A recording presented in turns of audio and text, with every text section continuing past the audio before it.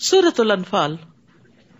بسم اللہ الرحمن الرحیم۔ یسألونک عن الانفال قل الانفال للہ والرسول فاتقوا اللہ واصلحوا ذات بینکم وَأَطِيعُوا اللَّهَ وَرَسُولَهُ إِن كُنتُم مُّؤْمِنِينَ إِنَّمَا الْمُؤْمِنُونَ الَّذِينَ إِذَا ذُكِرَ اللَّهُ وَجِلَتْ قُلُوبُهُمْ وَإِذَا تُلِيَتْ عَلَيْهِمْ آيَاتُهُ زَادَتْهُمْ إِيمَانًا وَعَلَى رَبِّهِمْ يَتَوَكَّلُونَ۔ سورۃ الانفال جنگ بدر کے بارے میں ہے۔ انفال سے مراد غنائم ہے۔ یہ پہلی جنگ تھی جو مسلمانوں نے فی سبیل اللہ لڑی تھی، اور اس دن کو یوم الفرقان کہا گیا کیونکہ اس دن فیصلہ ہو گیا تھا کہ اب کامیاب کون ہوگا، آئندہ کون آگے بڑھے گا۔ مسلمان صرف 313 تھے جبکہ دشمن 1000 کی تعداد میں تھا۔ مسلمانوں کے پاس 1 یا 2 گھوڑے تھے، دشمنوں کے پاس 300 گھوڑے تھے۔ بظاہر کوئی تناسب نظر نہیں آتا تھا، دشمن کا پلہ بہت بھاری تھا، لیکن مسلمانوں کو بہت بڑی فتح حاصل ہوئی۔ اور جب فتح حاصل ہوئی، مال غنیمت آیا، تو آپس میں تھوڑی بہت کشمکش بھی ہوئی۔ نوجوان کہتے تھے کہ ہم نے آگے جا کے جنگ کی ہے تو ہمیں زیادہ حصہ ملنا چاہیے، بزرگ کہتے تھے ہم نے پیچھے سے تمہارا دفاع کیا ہے، ہمیں زیادہ ملنا چاہیے۔ تو ارشاد ہوا یسألونک عن الانفال قل الانفال للہ والرسول، لوگ آپ سے انفال یعنی غنائم کے بارے میں پوچھتے ہیں کہ یہ کس کا حق ہے، کیونکہ اس سے پہلے دور جاہلیت میں کوئی طریقہ نہیں تھا، جو طاقتور ہوتا تھا وہی سب کچھ لے جاتا تھا۔ آپ ان سے کہیے کہ یہ اللہ اور اس کے رسول کے لیے ہیں، ابھی اس کے بارے میں مت سوچو، کیونکہ انفال دنیا کا سمبل تھے نا، یہ تم نے اللہ کے لیے جنگ کی ہے، انفال کے لیے تو نہیں کی۔ بس تم لوگ اللہ سے ڈرتے رہو اور اپنے باہمی تعلقات درست رکھو، کیونکہ دنیا باہم جھگڑوں کا باعث بنتی ہے۔ یعنی بجائے اس کے کہ آپس میں کھینچا تانی کرو، انفال کو، غنائم کو ایک طرف رکھو اور اپنے تعلقات اچھے کرو، کیونکہ یہ باہم جڑنا مضبوطی کی علامت ہے، اور تم مضبوط ہوگے، طاقتور ہوگے تو آئندہ دشمن کا مقابلہ کر سکو گے۔ اور اللہ اور اس کے رسول کی اطاعت کرو اگر تم مومن ہو۔ نبی صلی اللہ علیہ وسلم نے فرمایا، ابن آدم نے کوئی ایسا عمل نہیں کیا جو نماز، آپس میں صلح کروانے اور اچھے اخلاق سے بہتر ہو۔ اللہ کی عبادت اور بندوں کے ساتھ اچھے تعلقات اور اچھا اخلاق اعلی درجات والے لوگوں کا کام ہے یہ۔ انما المؤمنون الذین اذا ذکر اللہ وجلت قلوبہم، سچے مومن تو وہ ہیں کہ جب ان کے سامنے اللہ کا ذکر کیا جائے تو ان کے دل کانپ اٹھتے ہیں، دل ہل جاتے ہیں، وہ ویسے ہی نہیں رہ جاتے۔ اور جب اللہ کی آیات انہیں سنائی جاتے ہیں تو ان کا ایمان بڑھ جاتا ہے اور وہ اپنے رب پر بھروسہ کرتے ہیں۔ تو ہم سب بھی اپنا جائزہ لیں کہ کیا ہمارے بھی دل کانپتے ہیں، اور کیا ہمارا بھی ایمان بڑھتا ہے، اور کیا ہمارے توکل میں اضافہ ہوتا ہے۔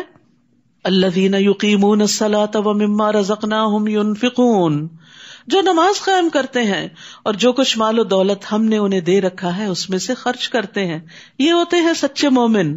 اولئک ھم المؤمنون حقا لہم درجات عند ربہم ومغفرۃ ورزق کریم، یہی سچے مومن ہیں، ان کے لیے ان کے رب کے ہاں درجات ہیں۔ جتنا زیادہ ایمان ہوگا، جتنا زیادہ بہتر اخلاق ہوگا، اتنا ہی درجہ بلند ہوگا، بخشش ہے اور عزت کی روزی ہے۔ جیسے کہ آپ کا رب آپ کو آپ کے گھر سے یعنی جنگ بدر کے موقع پر حق کام کے لیے نکال لایا تھا، مسلمانوں کو بھی ایسا ہی نکلنا چاہیے تھا۔ حالانکہ مومنوں کا ایک گروہ اس بات کو پسند نہیں کرتا تھا، یعنی ان پہ یہ جنگ بڑی بھاری تھی، وہ آپ سے حق کے بارے میں جھگڑا کرتے تھے، حالانکہ حق ظاہر ہو چکا تھا۔ ان کا حال یہ تھا جیسے وہ موت کی طرف ہانکے جا رہے ہوں اور وہ موت کو آنکھوں سے دیکھ رہے ہوں۔ اور جب اللہ نے تم سے وعدہ کیا کہ دونوں گروہوں میں سے ایک تمہارا ہوگا، دوسرا گروہ کون سا تھا؟ جو ابو سفیان کی قیادت میں مال تجارت لے کر آ رہا تھا اور اسے مدینہ کے قریب سے گزرنا تھا، تو مسلمان چاہتے تو اس کو لوٹ لیتے، اور دوسری طرف سے دوسرا گروہ جو مکہ سے آ رہا تھا لڑنے کے لیے، تم چاہتے تھے کہ غیر مسلح گروہ یعنی جس کے پاس مال و دولت ہے وہ تمہارے ہاتھ لگ جائے، ایزی وے، جبکہ اللہ یہ چاہتا تھا کہ اپنے ارشادات سے حق کو حق کر دکھائے اور کافروں کی جڑ کاٹ دے. یعنی تمہیں دنیا کا سامان مطلوب تھا اور اللہ کو حق کی بلندی مطلوب تھی، تاکہ اللہ حق کو حق کر دکھائے اور باطل کو مٹا دے، خواہ یہ بات مجرموں کو ناگوار ہو. اور جب تم اپنے رب سے فریادیں کر رہے تھے، اور خاص طور پر نبی صلی اللہ علیہ وسلم رات بھر دعائیں کرتے رہے، خوب آہوزاری کی، اللہ آپ اللہ کے رسول تھے، آپ سے اللہ کی مدد کا وعدہ تھا، اس کے باوجود آپ کی عاجزی دیکھیے اور دعاؤں کی کثرت دیکھیے. تو اللہ نے تمہیں جواب میں فرمایا، میں پے در پے 1000 فرشتے تمہاری مدد کو بھیج رہا ہوں. اللہ کی مدد کب آتی ہے؟ جب انسان اللہ کی طرف رغبت کرتا ہے، عاجزی کرتا ہے، گڑ گڑاتا ہے، مدد مانگتا ہے.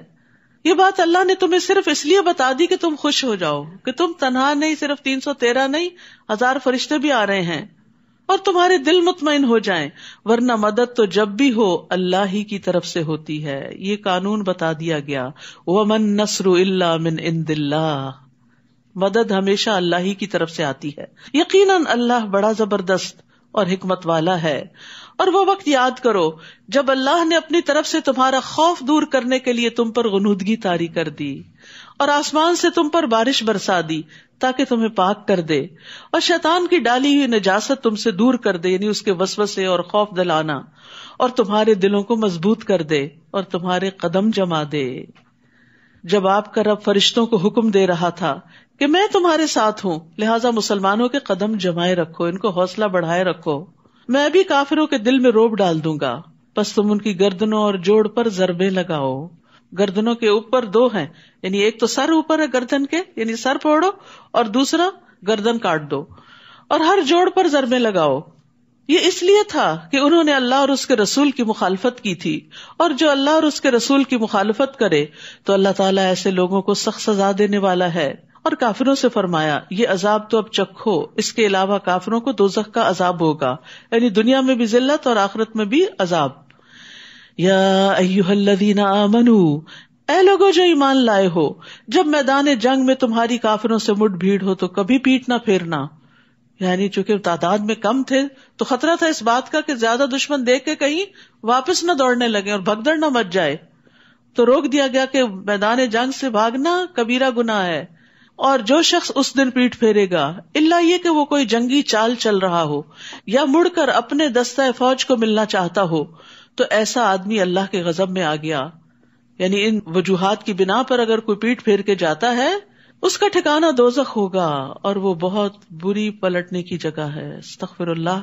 یعنی اللہ کے راہ میں نکلے ہیں، ایمان والے ہیں، صحابہ کرام ہیں، لیکن اگر تم بھی میدان جنگ سے بھاگے تو پھر یہ انجام ہے آگے. تو اس لیے انسان کو نیکی کے راستے پہ چلتے ہوئے استقامت اختیار کرنی چاہیے، مشکلات سے گھبرانا نہیں چاہیے. ورنہ بعض اوقات ایک شخص پیچھے ہٹتا ہے تو دوسرا اس کو دیکھ کے اور تیسرا اس کو دیکھ کے، اور بہت سے لوگوں کے دین سے پھرنے کا سبب بن جاتا ہے. میدان بدر میں کافروں کو تم نے قتل نہیں کیا تھا، فلم تقتلوہم ولکن اللہ قتلہم، بلکہ اللہ نے انہیں مارا تھا. اور جب آپ نے کافروں کی طرف ریت کی مٹھی پھینکی تھی تو وہ آپ نے نہیں بلکہ اللہ نے پھینکی تھی. اور یہ اس لیے تھا کہ اللہ تعالیٰ اپنی طرف سے مومنوں کو ایک اچھی آزمائش سے گزار دے. اللہ تعالیٰ یقیناً سب کچھ سننے اور جاننے والا ہے. یعنی امتحان میں بھی ڈالا اور مدد بھی ساتھ کی تاکہ امتحان میں کامیاب بھی ہو جائیں. کس قدر مہربان رب ہے. ذالکم وان اللہ موہن کید الکافرین، یہ معاملہ تو تمہارے ساتھ ہوا، اور اللہ تعالیٰ یقیناً کافروں کی تدبیر کو کمزور کرنے والا ہے. مکہ والو، اگر تم فیصلہ ہی چاہتے تھے تو وہ اب تمہارے پاس آ چکا، کیونکہ بدر کے دن صبح انہوں نے دعا کی تھی کہ یا اللہ جو گروہ حق پر ہے وہ کامیاب ہو جائے اور دوسرا ناکام ہو. تو تم نے خود ہی فیصلہ مانگا تھا، اب تمہاری ناکامی کی صورت میں فیصلہ تمہارے سامنے آ گیا، تو وہ اب تمہارے پاس آ چکا. اب اگر تم باز آ جاؤ، اب بھی نصیحت کی جا رہی ہے، پیغمبر صلی اللہ علیہ وسلم کی مخالفت سے باز آ جاؤ، انکار سے باز آ جاؤ، تو یہ تمہارے حق میں بہتر ہے. اور اگر پھر پہلے سے کام کرو گے تو ہم بھی ایسا ہی کریں گے. اگر پھر تم مسلمانوں کے خلاف لڑنے کے لیے چلے تو پھر تمہارے ساتھ یہی سلوک ہوگا، اور تمہاری جمعیت تمہارے کچھ کام نہ آ سکے گی، خواہ وہ کتنی ہی زیادہ ہو. اور اللہ تو یقیناً ایمان والوں کے ساتھ ہے. اے ایمان والو اللہ اور اس کے رسول کی اطاعت کرو اور حکم سن لینے کے بعد اس سے سرتابی نہ کرو، اور ان لوگوں کی طرح نہ ہو جانا جو کہتے تو ہیں کہ ہم نے سن لیا مگر وہ سنتے نہیں۔ ایمان والوں کو اللہ کی اطاعت، اس کے رسول کی اطاعت کے بعد اس سے منہ نہیں موڑنا چاہیے، اور جو وہ کہے اسے غور سے سننا چاہیے، اور ان لوگوں کی طرح نہیں ہونا چاہیے جو کہتے ہم نے سنا لیکن دل سے نہیں سنتے۔ اصل میں سننے والا کون ہوتا ہے؟ جو مان لیتا ہے بات کو سن کر۔ یقیناً اللہ کے ہاں بدترین قسم کے جانور وہ بہرے گنگے لوگ ہیں جو عقل سے کچھ کام نہیں لیتے، یعنی ایسے لوگوں کو جو عقل استعمال نہیں کرتے، غور و فکر نہیں کرتے، بات سمجھتے نہیں، وہ جانوروں سے بھی بدتر ہیں۔ اگر اللہ ایسے لوگوں میں کچھ بھی بھلائی دیکھتا تو انہیں سننے کی توفیق بخش دیتا، اور اگر وہ انہیں یہ توفیق دے بھی دیتا تو بھی بے رخی کے ساتھ پیٹ پھیر جاتے۔ تو یہ اللہ کا طریقہ ہے کہ وہ زبردستی نہیں سنواتا کسی کو، اسی کے دل میں اتارتا ہے جو واقعی سننے کے لیے آتا ہے اور سننا چاہتا ہے۔ تو اللہ کا کلام سننے کے بعد انسان کا رویہ یا تو اطاعت کا ہوتا ہے یا غفلت کا ہوتا ہے۔ ضروری نہیں کہ ہر شخص اس علم پر عمل بھی کرے، تو اصل میں بھلائی اسی کے اندر ہے جو غور و فکر کرے اللہ کی آیات میں اور پھر عمل میں ڈھال لے ان کو۔ یا ایھا الذین آمنوا، اے ایمان والو اللہ اور اس کے رسول کا حکم مانو جبکہ رسول تمہیں ایسی چیز کی طرف بلائے جو تمہارے لیے زندگی بخش ہو، یعنی اللہ تعالیٰ کے احکامات زندگی دینے والے ہیں، اور یہ جان لو کہ اللہ تعالیٰ آدمی اور اس کے دل کے درمیان حائل ہو جاتا ہے، یعنی اس کو سب پتہ چل جاتا ہے جو دل سے وسوسے اٹھتے ہیں، اور اسی کے حضور تم جمع کیے جاؤ گے۔ واتقوا فتنة لا تصيبن الذين ظلموا منكم خاصة، اور اس مصیبت سے بچ جاؤ جو صرف انہی لوگوں کے لیے مخصوص نہ ہوگی جنہوں نے تم میں سے ظلم کیا ہوگا، اور جان لو کہ اللہ تعالیٰ سخت سزا دینے والا ہے۔ یعنی منکر کو روکنا چاہیے، ورنہ فتنہ سبھی کو اپنی لپیٹ میں لے لیتا ہے، صرف ظلم کرنے والوں کو ہی نہیں بلکہ جو نہ روکے ان کو بھی۔ اور وہ وقت یاد کرو جب تم تھوڑے سے تھے، زمین میں کمزور سمجھے جاتے تھے، یعنی مکہ والے دن یاد کرو، اور تمہیں یہ خطرہ لگا رہتا تھا کہ لوگ تمہیں کہیں اچک کر نہ لے جائیں، پھر اللہ نے تمہیں جائے پناہ مہیا کی، مدینہ کی جگہ دی، اور اپنی مدد سے تمہیں مضبوط کیا، اور کھانے کو پاکیزہ چیزیں دی تاکہ تم شکر گزار بنو۔ یعنی جب اللہ نے تم پر اتنی نعمتیں کی تو تم بھی اللہ کی اطاعت میں آگے بڑھو۔ اے ایمان والو دیدہ و دانستہ جان بوجھ کر اللہ اور رسول سے خیانت نہ کرو، اور نہ ہی تم آپس کی امانتوں میں خیانت کرو، کیونکہ لا دین لمن لا امانت لہ، اس کا کوئی دین ہی نہیں جس کے اندر امانت کا پاس نہیں۔ وَاعْلَمُوا أَنَّمَا أَمْوَالُكُمْ وَأَوْلَادُكُمْ فِتْنَةٌ وَأَنَّ اللَّهَ عِندَهُ أَجْرٌ عَظِيمٌ، اور جان لو کہ تمہارے مال اور تمہاری اولاد تمہارے لیے آزمائش ہیں، کیونکہ ان کی محبت میں گرفتار ہو کر انسان اللہ کی اطاعت سے غفلت اختیار کرتا ہے اور اللہ کے راستے میں نکلنے سے کتراتا ہے، اور اللہ کے ہاں اجر دینے کو بہت کچھ ہے۔ مال اور اولاد نعمت بھی ہیں لیکن فتنہ بھی ہیں۔ کب نعمت ہے؟ جب انسان انہیں اللہ کی اطاعت میں لگاتا ہے، اور فتنہ کب ہے؟ جب یہ اللہ کا شکر ادا کرنا بھلا دیتے ہیں یا اپنے میں ہی مشغول کر لیتے ہیں۔ یا ایھا الذین آمنوا، اے ایمان والو اگر تم اللہ سے ڈرتے رہے تو اللہ تمہیں قوت تمیز عطا کرے گا، فرقان پیدا کر دے گا تمہارے اندر، یعنی تقوی سے انسان کے اندر سمجھ بوجھ پیدا ہو جاتی ہے کہ صحیح اور غلط کیا ہے، تم سے تمہاری برائیاں دور کر دے گا اور تمہیں بخش دے گا، اور اللہ بڑا ہی فضل کرنے والا ہے۔ یعنی تقوی سے پھر انسان کے اندر اللہ کا قرب بھی پیدا ہو جاتا ہے، اور جتنا جتنا انسان اللہ کے زیادہ قریب ہوتا ہے اتنا اتنا اس کے اندر فرقان زیادہ ہوتا جاتا ہے۔ یعنی ایک وقت ہوتا ہے جب انسان کو اپنی کچھ چیزیں غلطی نہیں لگتی، پھر ایک وقت آتا ہے اللہ کے کلام کو پڑھ سن کے جب دل میں اللہ کا خوف پیدا ہوتا ہے تو انسان اپنی چھوٹی چھوٹی کوتاہیوں کو خود دیکھنے لگتا ہے، اس کی آنکھیں کھل جاتی ہیں کہ میرے اندر تو یہ بھی غلطی ہے اور میرے اندر تو یہ بھی کوتاہی ہے، اور پھر انسان ان غلطیوں اور کوتاہیوں کو اپنے اندر سے نکالنے لگتا ہے، اور جو جو گناہ دور ہوتے ہیں اللہ کا قرب بڑھتا چلا جاتا ہے۔ اور اے نبی وہ وقت یاد کیجئے جب کافر آپ کے متعلق خفیہ تدبیریں سوچ رہے تھے، مکہ میں آخری دنوں میں آپ کو ختم ہی کر دینا چاہتے تھے کہ وہ آپ کو قید کر دیں یا مار ڈالیں یا جلا وطن کر دیں، وہ بھی تدبیریں کر رہے تھے اور اللہ بھی تدبیر کر رہا تھا، اور اللہ ہی سب سے اچھی تدبیر کرنے والا ہے۔ اور جب ان کافروں پر ہماری آیات پڑھی جاتی تھی تو کہتے تھے ہم نے یہ کلام سن لیا، اگر ہم چاہیں تو ہم بھی ایسا کلام بنا سکتے ہیں. یہ تو وہی پرانی داستانیں ہیں جو پہلے لوگ سناتے چلے آ رہے ہیں. اور وہ وقت بھی یاد کرو جب ان کافروں نے کہا تھا اے اللہ اگر یہی دین حق ہے جو تیری طرف سے ہے تو ہم پر آسمان سے پتھروں کی بارش برسا دے یا ہمیں کسی دردناک عذاب سے دوچار کر دے. یعنی کیسے سنگ دل لوگ ہوتے ہیں جو اپنے خلاف خود ہی بد دعائیں کرتے ہیں. حالانکہ یہ مناسب نہ تھا کہ اللہ انہیں عذاب دے اور آپ ان میں موجود ہوں، اور نہ ہی یہ مناسب تھا کہ اللہ ایسے لوگوں کو عذاب دے جو استغفار کرتے ہوں. تو یاد رکھیے استغفار عذاب سے بچانے کا سبب ہے. بعض سلف صالحین کہتے ہیں کہ ہمارے لیے عذاب سے 2 پناہیں ہیں. عذاب سے بچنے کی 2 چیزیں ہیں. نمبر 1 نبی صلی اللہ علیہ وسلم کا دنیا میں موجود ہونا جب آپ تھے. نمبر 2 استغفار کرنا. جب نبی صلی اللہ علیہ وسلم وفات پا گئے تو ایک حفاظت ختم ہو گئی، اب صرف دوسری باقی ہے، اور وہ کیا ہے؟ استغفار. انسان استغفار کی کثرت کرتا رہے تو مصیبتوں سے بچا رہتا ہے، اور آ جائیں تو امن مل جاتا ہے، ٹل جاتی ہیں. نبی صلی اللہ علیہ وسلم نے فرمایا انسان جب تک اللہ عز و جل سے استغفار کرتا ہے اس وقت تک اللہ عز و جل کے عذاب سے محفوظ رہتا ہے، انشاءاللہ دنیا میں بھی اور قبر میں بھی اور حشر میں بھی. اور استغفار کی وجہ سے پھر گناہ لکھے بھی نہیں جاتے. اور اللہ ان لوگوں کو عذاب کیوں نہ دے جو دوسروں کو مسجد حرام سے روکتے ہیں حالانکہ وہ اس کے متولی نہیں.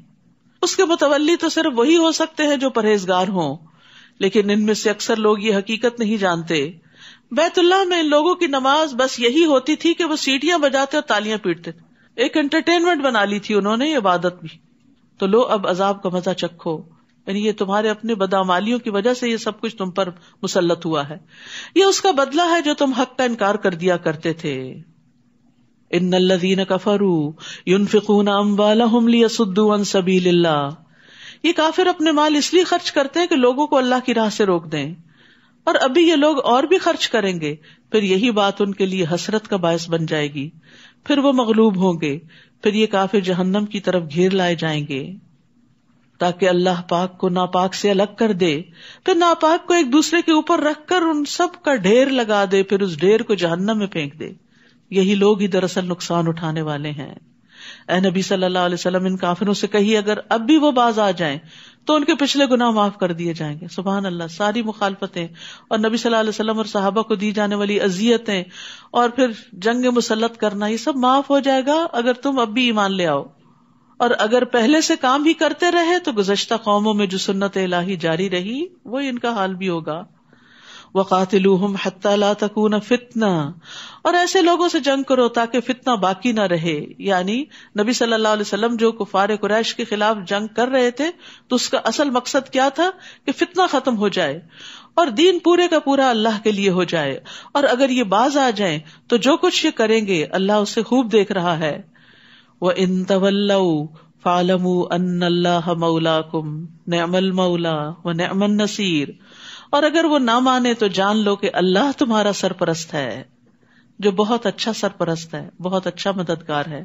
یعنی انہیں دعوت دی جا رہی ہے کہ باز آ جاؤ، اور اگر باز نہیں آئے تو پھر مومنوں کا مولا تو اللہ ہے، مگر تمہاری شامت آ جائے گی. تو اللہ سبحانہ وتعالی ہمیں ہمیشہ اپنے عذاب سے محفوظ رکھے اور ہمارا مولا رہے. ربنا تقبل منا انک انت السمیع العلیم وتب علینا انک انت التواب الرحیم.